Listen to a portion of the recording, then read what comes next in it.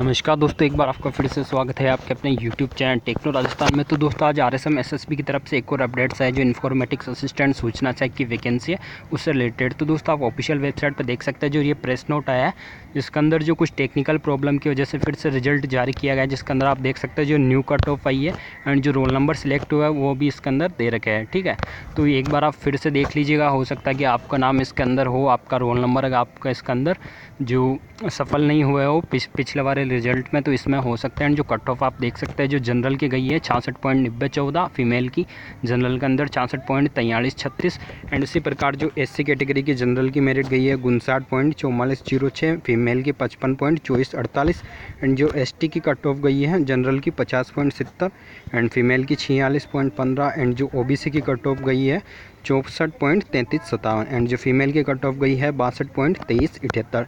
तो दोस्तों आप देख लीजिएगा, हो सकता है आपका इसमें नाम हो। एंड जो MBC की कट ऑफ भी 62.2378 एंड जो फीमेल की है 56.6434।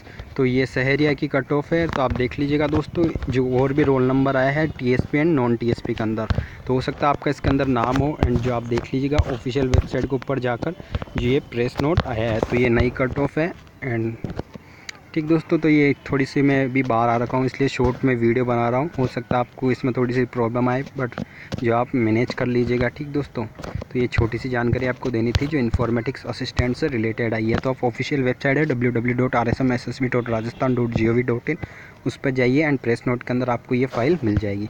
थैंक यू सो मच दोस्तों।